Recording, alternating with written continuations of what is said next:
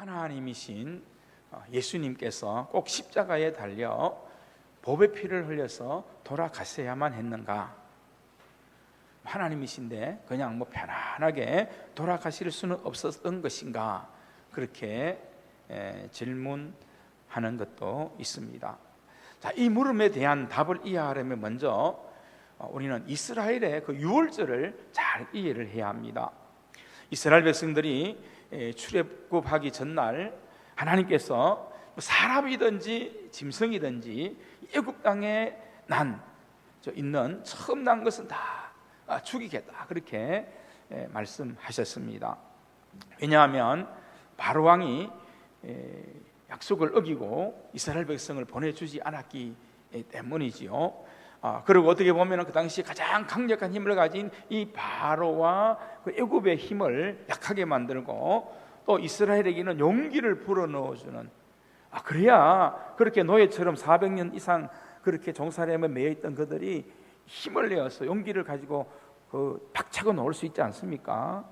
박차올 수 있는 그런 힘이 바로 거기에서 나오기 때문에 하나님께서 그렇게 하셨던 것을 알 수 있습니다. 그래서 그날 이스라엘 백성들에게는 너희는 어린 양을 잡아라, 어린 양을 잡아서 그 피를 문설주와 임방에 바르라. 그러면 내가 그 피를 보고 그 집을 뛰어넘어갈 것이다 라고 말씀하셨습니다. 그래서 이 유월이라는 말은 패스오버, 뛰어넘는다는 말입니다. 영어로는 패스오버라는 그런 말이지요. 그 집에 누가 있든지 그 집 문설주에 피가 딱 발려져 있으면, 어린 양의 피가 발려져 있으면 그 집안의 사람들은 죽음을 면할 수 있었습니다. 그 유월절 어린 양의 피가 바로 구약에서 성막 제사의 모형이 되었습니다. 우리 인간이 죄를 지으면 하나님의 심판을 사실 피할 길이 없는 것이지 않습니까? 거룩하신 하나님이시기 때문에 또 하나님 앞에 생명을 부지할 수가 없습니다. 그래서 구약의 이스라엘 백성들은 하나님께 자신을 대신하여 짐승을 제물로 드렸습니다. 그리고 그 짐승을 잡기 전에 짐승의 머리 위에 손을 얹고 하나님, 제가 이런 죄를 지었는데 제가 죽어야 할 죄의 값을 이 짐승이 치릅니다. 하나님 용서하여 주십시오, 씻어 주십시오라고 그렇게 하나님께 기도를 올려드렸던 것입니다.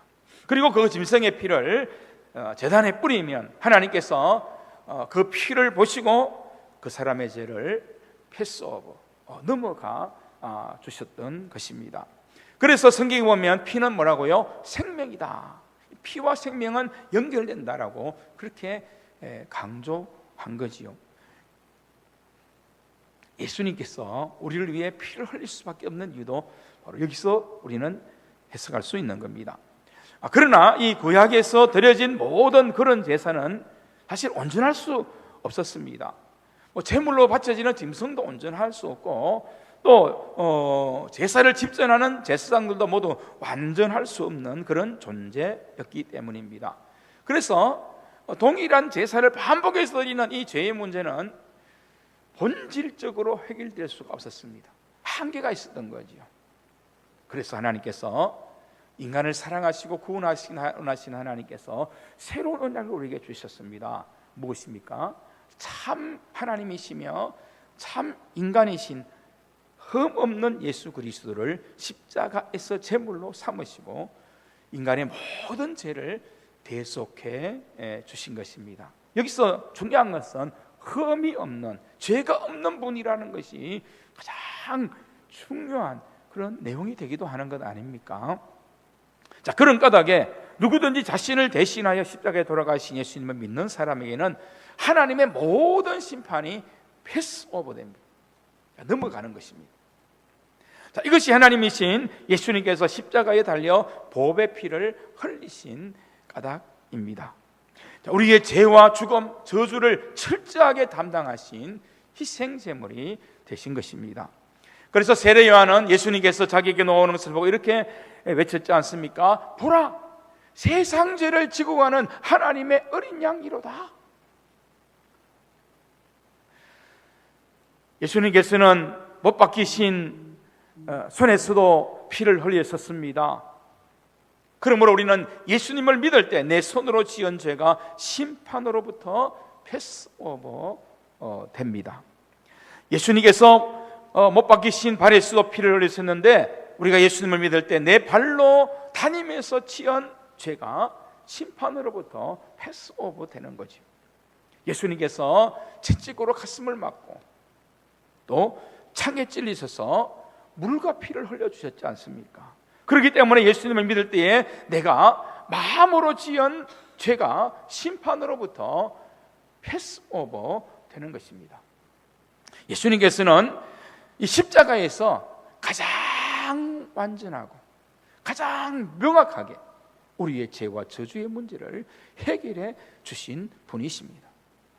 앞에도 설명했던 것은 죄 없고 흠 없으신 분이 십자가에서 돌아가심이 이렇게 중요한 것입니다.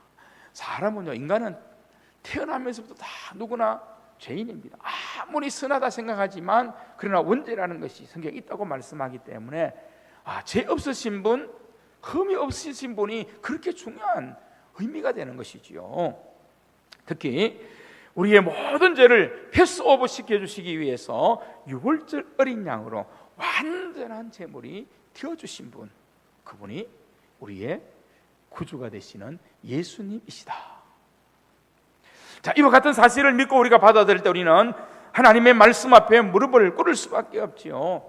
요한복음 14장 6절 말씀, 예수께서 이르시되 내가 곧 길이요 진리요 생명이니 나로 말미암지 않고는 아버지께로 올 자가 없느니라. 없다. 그리고 사도행전 4장 12절 말씀, 다른 이로서는 구원을 받을 수 없다.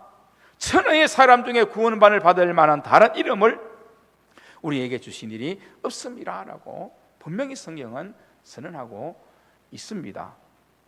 여러분, 예수 그리스도를 통해서만 하나님께 갈 수 있다는 이 복음의 실체가 우리가 잘못 이해되면 기독교는 너무 자기만을 위하는 그런 종교가 아니라 이렇게 말할 수도 있습니다. 그리고 예수 믿는 사람의 오만함으로 그렇게 나타낼 수도 있습니다. 그러나 여러분, 정말 우리가 하나님 앞에서 우리 인간의 그 본질적인 모습, 진노를 받을 수밖에 없는 그런 사람이었다는 이 나라는 이 죄인된 인간의 실체를 바르게 이해하면 달라지는 거지요. 그러면 예수 그리스도께서 어떻게 우리의 구원자가 되시는지를 바로 알게 되고 분명히 달라지게 되는 것입니다. 그래서 예수님, 그 복음이야말로 복된 소식일 수밖에 없음을 깨닫게 되는 것입니다.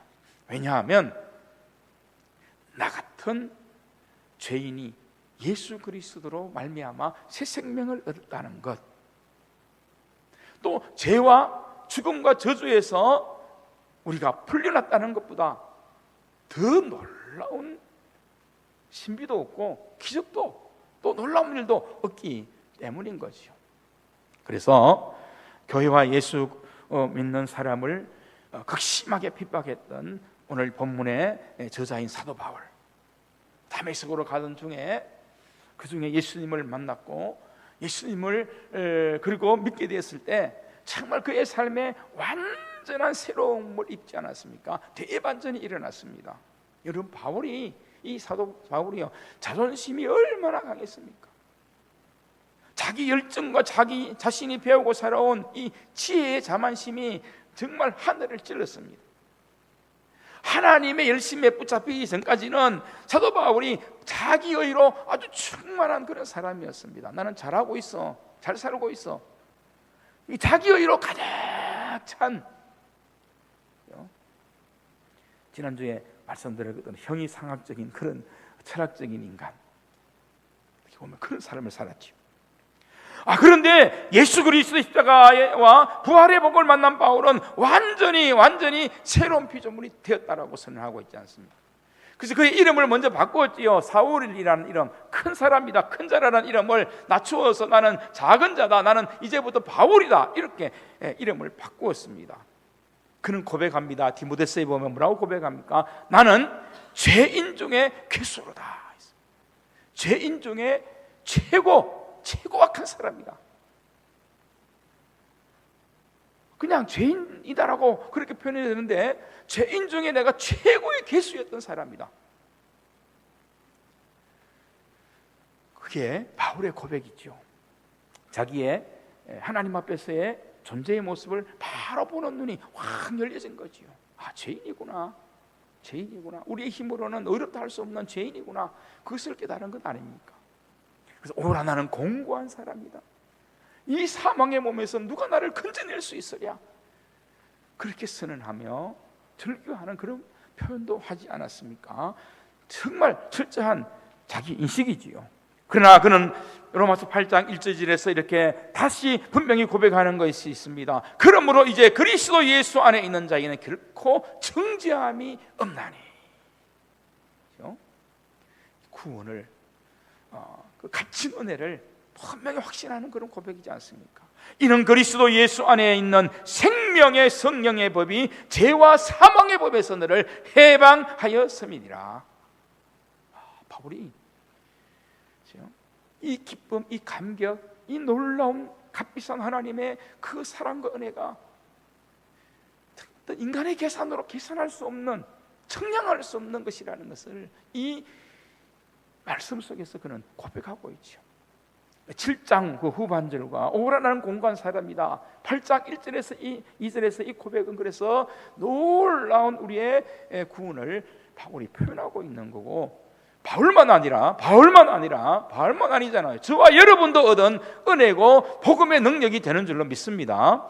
우리에게도 임한 거예요. 우리가 이 은혜를 받은 거예요. 이 복을 누리고 있는 거예요.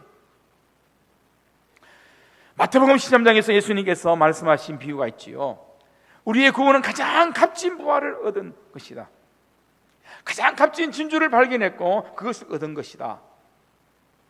바울은 이 말씀이 확 정말 마음에 열리고 눈이 확실히 뜨여진 거죠. 그래서 진짜인 그 복음의 확신으로 바울은 사나 죽으나 내 안에 그리스도가 존귀하게 되기만을 원한다. 이것이 내 평생 자랑이고, 복음의 자랑이고 소원이라 그렇게 확신하며 삶을 산 것입니다.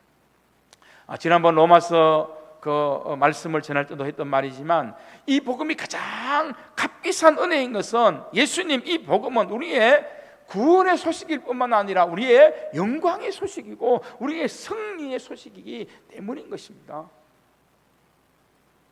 죄로부터의 승리, 또 죽음으로부터의 승리, 심판으로부터의 승리를 이룬 소식이기 때문입니다. 그리고 우리가 장차 받을 영광, 그 영광의 기업에 대한 그 존귀함이 되는 소식이기 때문인 것입니다. 그래서 오늘 이 빌립보서 3장 7절 이하의 고백과 열정과 담대함이 확신 있게 쏟아져 나오는 것이지요. 오늘 빌립보서 3장 7절에서 오늘 이 14절 말씀까지는 우리가 너무너무 많이 들어서 잘 알고 있는 그런 말씀인데, 정말 이 구절 속에 우리의 구원과 구원받는 우리가 어떻게 믿음으로 복음으로 살아야 되는가, 그리고 복음으로 살아야 되는 이유가 무엇인가를 이 말씀 속에 이 구원의 전체를 딱 요약해서 정확하게 우리에게 말씀해 주신 말씀인데요. 여러분들이 이 말씀을 좀 확실히 여러분들이 확신하고 좀 마음에 마지막까지 좀 담았으면 좋겠다는 그런 마음이 듭니다. 오늘 예수님께서 값진 부활을 발견한 비유에서도 말씀한 것이지만 그대로 사도 바울이 고백하면서 그리고 살았지 않습니까? 그래서 바울은 복음 안에서 가장 값진 것을 발견하고 누리고 살았고 얻었기 때문에 내가 지금까지 유익하다고 하던 것은 다 해로 여긴다. 자신의 가문, 가마리알 문화에서 배웠던 그 율법에 대한 그 많은 지식과 자기의 권위, 자기가 지금까지 살아오면서 쌓았던 많은 자기의 그런 것들은 다 해로 여긴다. 그리고 배설물처럼 여긴다. 다 버릴 수 있다는 그런 말이지 않습니까? 그래서 바울은 뭐라고 고백합니까? 나의 목숨조차도 나는 버릴 수 있다는 고백을 하는 것을 보게 됩니다.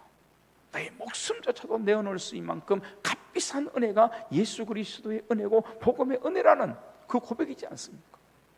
바울에게, 우리에게 말입니다. 그래서 바울은 고백하지요. 사나 죽으나 주의 것이다. 그런 확신을 가지고 살아갔던 것입니다. 그 이유가 무엇입니까? 가장 값진 은혜. 오늘 말씀에서 본문에서 고백하잖아요. 예수 그리스도를 얻었기 때문이다. 다 버릴 수 있는 이유, 다 내려놓을 수 있는 이유, 내 목숨마저도 사나 죽으나 정말 내 안에서 그리스도가 존귀이 되는 그런 고백을 할 수 있는 것은 분명히 고백합니다. 내가 예수 그리스도를 얻었기 때문이다.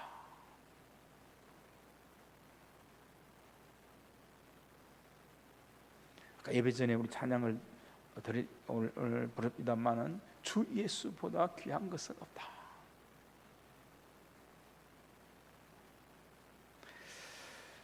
저는 오늘 이 본문의 말씀을 정말 좋아합니다. 그래서 자신을 항상 돌아보는 말씀으로 저는 삼고 있습니다. 항상 저를 돌아오면서 이 말씀, 이 7절에서 이 14절 말씀까지를 항상 마음에 두고 또 새기고 살펴보려고 그렇게 노력을 합니다. 그 이유는 그 다음 9절에서 나오는 확신 때문이기도 합니다. 오늘 본문, 오늘 12절에서 14절 말씀인데요, 우리 함께 좀 읽었으면 좋겠습니다. 이 말씀은 12절에서 14절 말씀을 함께 읽도록 하겠습니다. 시작. 내가 이미 얻었다 함도 아니요 온전히 이루었다 함도 아니라 오직 내가 그리스도 예수께 잡힌 바 된 그것을 잡으려고 달려가노라. 형제들아, 나는 아직 내가 잡은 줄로 여기지 아니하고 오직 한 일 즉 뒤에 있는 것은 잊어버리고 앞에 있는 것을 잡으려고 표대를 향하여 그리스도 예수 안에서 하나님이 위에서 부르신 부름의 상을 위하여 달려가노라. 아멘. 우리 크게 한번 아멘 하십시다. 아멘. 확실하게 하나님 말씀 확실한 때는 정말 확실하게 우리 아멘 해야 되는, 아멘 한 것도 순종해야 돼. 오늘 이 바울의 고백 정말 대단한 고백입니다. 그러나 여러분, 우리가 영원한 영광, 영원한 그 하나님의 승리를 향해 나아간다면 우리도 반드시 가져가야 될, 반드시 해야 될 그런 고백이기도 하다는 것이죠. 누가 뭐라 하든, 내 환경과 상황이 어떻게 변하든 나는 그 어떤 것보다 예수님께 붙잡힌 그대로. 바울이 얼마나 위대한 고백을 합니까? 그때까지만 해도 바울이 얼마나 많은 위대한 일들을 많이 했습니까? 이 빌립보서 쓸 때는 그의 마지막 인생의 말년에 로마의 감옥에서 이 빌립보서를 쓰고 있는 때인데, 공적으로, 인간적인 공적으로 말하면 엄청나지요. 그런데 바울이 고백하는 것은 무엇입니까? 나는 이루었다 함이 아니다. 나는 아직까지도 부족한 죄인일 뿐이다. 하나님의 은혜가 아니면, 값비싼 은혜가 아니면 나는 나의 나됨을 발견할 수 없다. 그래서 나는 예수님께 그때 다메섹에서 붙들림 바 된 그 은혜를 쫓아서 내 마지막까지도 그 은혜대로 나는 살기를 원한다는 그 고백을 하는 것 아닙니까? 사랑하는 성도 여러분, 예수님께서 이름으로 붙들어 주셨습니다. 여러분의 남은 모든 삶이 예수 그리스도에게 붙잡힌 바 된 그 삶을 놓치지 않고 주님께 붙들린 바 된 삶을 사는 저와 여러분들이 되어야 할 줄로 믿습니다. 정말 중요하지. 다른 것이 붙잡히지 마십시오. 다른 것이 붙잡히지 마십시오. 그래서 바울은 고백합니다. 믿음의 선한 표대와 방향을 위하여 그리스도 예수 안에서 하나님이 위해서 부르신 부름의 상을 위하여 달려갈 뿐이다. 표대를 향하여 영원한 승리와 영광을 위하여. 우리의 삶이, 땅에서의 삶이 다가 아니기 때문에 영원한 소망을 하나님께 두고 그 표대를 향하여 나는 달려갈 뿐이다 고백하는 거지. 개는 짖어도 기차는 달린다라는 그런 말이 있지 않습니까? 그것과 맞는 그런 말 같아요. 그렇죠? 온 동네 개들이 다 짖어도 기차는 간다. 예수님께 잡힌 바 된 것을 잡으려고 지금도 나는 달려간다. 선한 그런 싸움을 싸우고 이 값비싼 믿음의 가치를 지키기 위해 지금도 영적 싸움에서 나는 싸우고 달려가기를 원하는 그런 사람이 되기를 원한다. 그 고백이지 않습니까? 온 세상의 악한 영들이, 사단이 나를 낙심하게 만드는 그런 것들이 얼마나 많습니까? 나에게 절망의 건물을 던지는 것들이 얼마나 많습니까? 강한 도전도 있고 공격도 얼마나 많이 있습니까? 그러나 우리는 분명히 바울처럼 고백해야 됩니다. 그렇다 할지라도 나는 표대를 향하여 그리스도 예수 안에서 하나님이 위에서 부르신 부름의 상을 위하여 달려간다. 이것이 복음의 삶입니다. 왜냐고요? 바울이 확실히 고백하지 않습니까? 오직 내 안에 가장 값비싼 은혜의 복음, 예수 그리스도를 얻었기 때문에. 이 예수 그리스도는 그 어떤 것들도 바꿀 수 없고 비교할 수 없고 견줄 수 없는 가치라는 거죠. 은혜라는 것입니다. 여러분 안에 이 예수 그리스도의 소중한 보배가, 그 가치가 여러분 안에 함께하는 줄로 믿으시기를 주님의 이름으로 축복합니다. 분명히 우리는 확신해야 돼요. 자, 이 복음에 대해 좀 오늘 말씀을 준비하면서 예화를 좀 넣어보려고 했는데 시간이 너무 많이 길어서 넣지를 못했습니다. 그런데 오늘 한 가지만 오늘 이 말씀을 통해서 더 말씀드리고 싶은 것이 꼭 하나 있습니다. 우리와 지금 좀 현실적으로 우리가 인간들이 살아가는 우리 교회 안에서 일어나는 일들 가운데 현실적으로 필요한 저는 부분이다, 그렇게 생각을 해보는데요. 여러분들이 이 말씀을 또 깊이 한번 생각해 보시면 좋겠다는 그런 마음이 참 많이 듭니다. 뭐 때로는 눈물로 호소하고 싶은 그런 마음도 있는 그런 부분이기도 한데요. 여러분, 사도 바울이 이렇게 강력한 복음의 삶을 전하고 외치고 있지만 바울에게 왜 어려운 일이 없었을까요? 왜 속상하는 일이 없었을까요? 또 주의 복음과 사역을 위해 살아가는데 왜 부족한 것이 없고 힘든 마음이 왜 없었겠습니까? 이 빌립보 교회를 향해서 사도 바울이 편지를 쓸 때 이 빌립보 교회는 참 칭찬이 많은 교회입니다. 자랑이 많은 교회였습니다. 든든하게 사명과 사역을 감당하는 그런 아름다운 교회이기도 했습니다.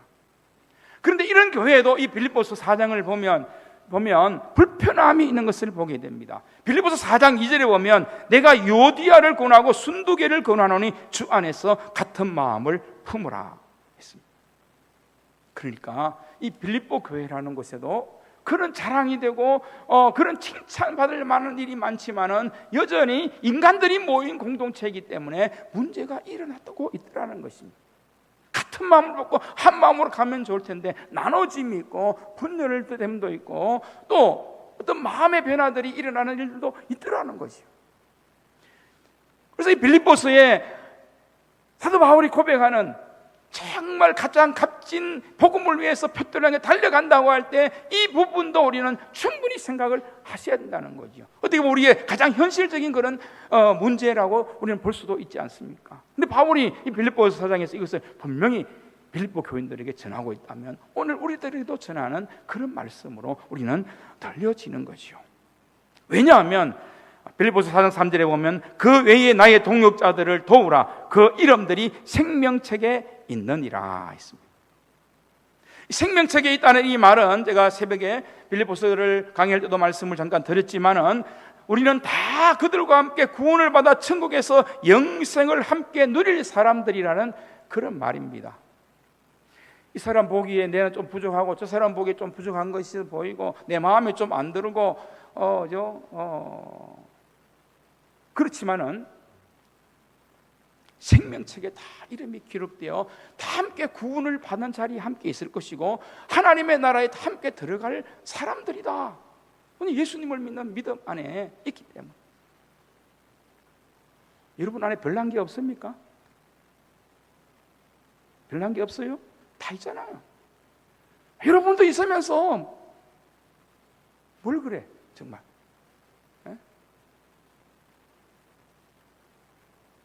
여러분도 여러분을 이해하지 못할 때가 있잖아요. 왜 내가 이렇게 성질을 내고 있지? 내 감정이 왜 이렇게 흘러가지? 그게 우리 인간이에요. 여러분을 꾸짖고 책망하고자 하는 말이 아닙니다. 우리를 알아야 된다는 거지. 은혜가 왜 소중한지를 더 깊이 알아야 된다는 것을 여러분에게 말씀을 드리는 것입니다. 그래서 이런 관계에서 우리가 문제가 생기면 정말 그 인간 보기 싫어 이런 마음 생기지.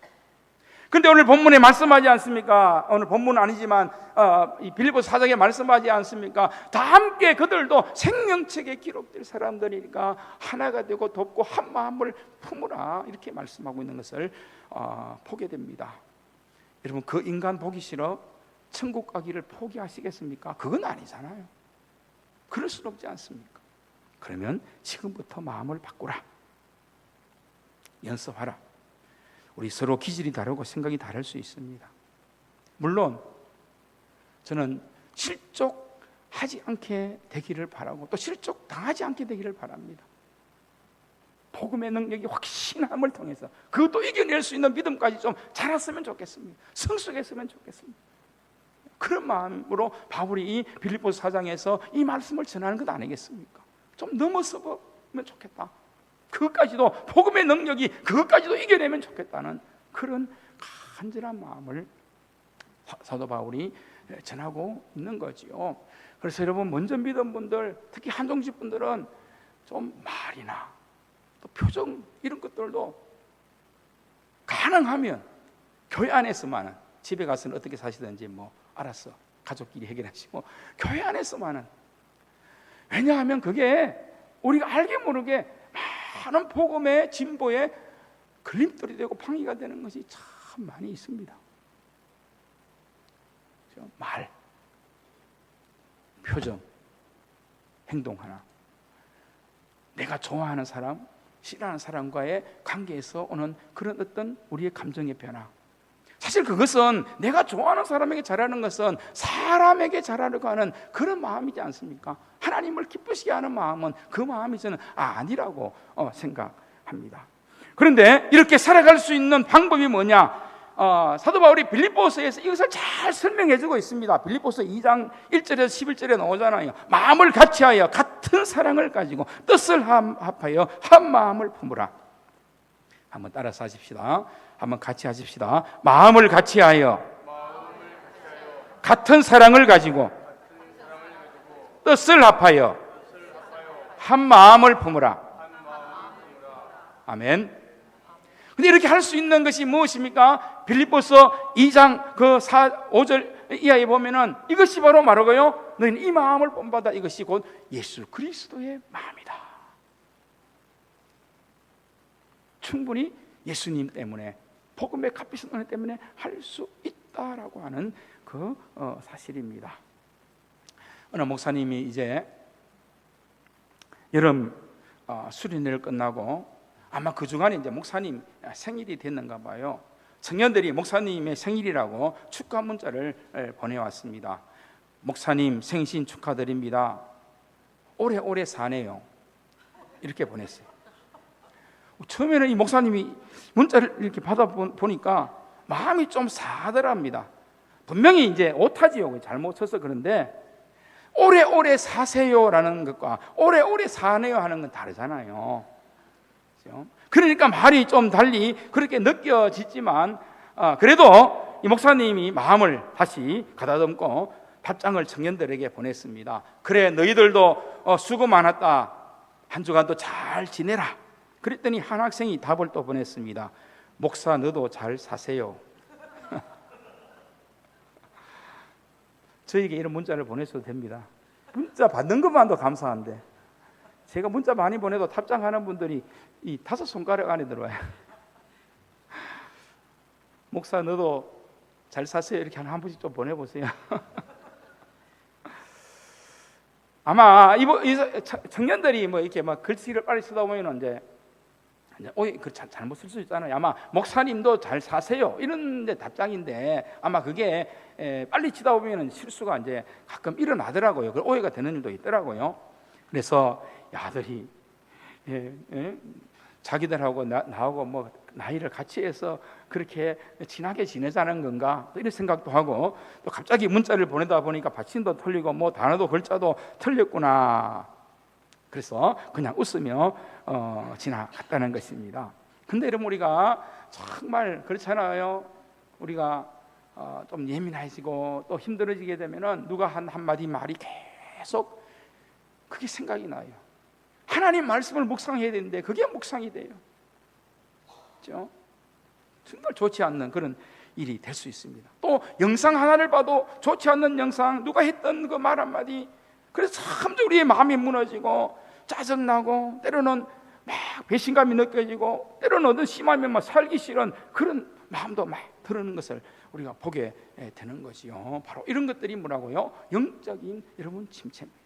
그래서 정말 우리가 복음의 삶으로 살아가는데 이런 정말 이것을 정말 영적 침체, 이것을 굉장히 두려워해야 됩니다. 왜냐하면 영적 침체에 한번 빠져들게 되면요, 처음처럼 회복하기 어렵습니다.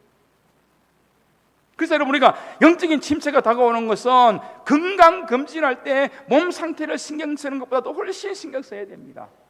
우리가 길을 가다가 구덩이가 있으면 조심조심해 가지 않습니까? 눈이 오면 미끄러지니까 조심조심해 가는 것처럼 이 영적 침체가 그런 현상을 만들 수 있기에 정말 우리는 복음의 능력으로 일어나야 되지, 거기에서 우리가 완전히 그 사단의 유혹과 시험에, 우리의 마음의 어떤 시험에 거기에서 힘을 잃어버리고 낙심하고 절망해버리고 영적인 침체에 빠지면 안 되는 거예요. 그러면요, 기도도 안 됩니다. 말씀을 읽고 싶으면 마음에 안 들어요. 그뿐입니까? 누가 건면을 해도 건면하는 것조차도 싫습니다. 사실 기도해 준다고 하면 기도해 준다는 그 마음도 마음에 불편하게 들리는 거예요. 그런 마음이 들 수밖에 없습니다. 화나게 만드는 거죠. 그래서 여러분, 우리가 이것이, 왜냐하면 자꾸 우리 교회 안에서도 하나님의 역사와 부흥을 위해 나아가려는 이런 것들이 자꾸 조금씩 일어나는 것들이 이제 보여지는 것들을 느끼게 됩니다. 여러분이 느끼지 못하는지 모르지만 이것 안 돼요. 안 됩니다. 하나님께서 우리에게 주신 은혜가 있고 복음의 역사가 있다면 복음의 값비싼 은혜로 이걸 넘어설 수 있는 믿음의 성숙함까지 내가 나아가겠다는 그런 고백을 해야 되는 것이요. 아니면 저에게 와서 좀 말을 해주시면 좋겠어요. 털어놓고 울기도 하고 같이 말해. 뭐 저한테 불만이면 저 안에 있는 불만을 하고, 또 교회에 있는 불만이나 뭐 있으면 같이 이야기해서 같이 울고 같이 마음을 품고 같이 그 가운데 주님의 사랑 가운데 한 마음으로 나아가는 것이 영적인 교회 공동체고, 복음의 은혜를 헛되지 않고 복음의 은혜를 약화시키지 않는 복음의 강력한 역사 속에서 나아가는 진정한 교회 공동체의 모습이지 않습니까? 그럴 때에 우리가 시편 42편에 있는 것처럼 너는 낭망하지 말고 좌절하지 말고 하나님만 바라라, 하나님만 바라라, 하나님만 바라라는 그 말씀을 깊이 새겨야 되는 거지요. 그리고 사도 바울의 분명한 고백을 우리가 하면서 나가면 이길 수 있습니다. 가장 값비싼 은혜를 주신 분, 예수님께 붙잡힌 그대로 내 믿음의 선한 표대 방향을 위하여 그리스도 예수 안에서 하나님이 위해서 부르신 부름의 상을 위해서 달려갈 뿐입니다. 달려갈 뿐이고, 달려가기를 원한다. 선한 사움을 하기 원한다. 값진 은혜를 지켜내기 위해, 값진 이 복음의 이 놀라운 은혜를 지켜내기 위해, 본질적인 그런 믿음의 은혜도 있죠. 우리가 살아가는 삶에, 우리가 부딪히는 인간관계 속에서의 이런 것들도 함께, 다 함께입니다. 복음의 은혜를 누리고 복음의 값진 은혜를 살아가는 이 모든 영광스러움이 저와 여러분의 마지막 남은 삶까지 충만하게 우리의 마음과 우리의 심령에 자리 잡고, 그 자리 잡은 은혜 가운데, 그 값비싼 은혜를 고백하는 그 믿음의 그 충만함 가운데 저와 여러분들이 영광을 위해, 승리를 위해 담대히 푯대를 향하여 부르심의 상을 얻기 위해 주님 예수 그리스도 앞에서, 그 안에서 나아갈 수 있는 저와 여러분, 우리 모두 될 수 있기를 주님의 이름으로 축복합니다. 기도하겠습니다.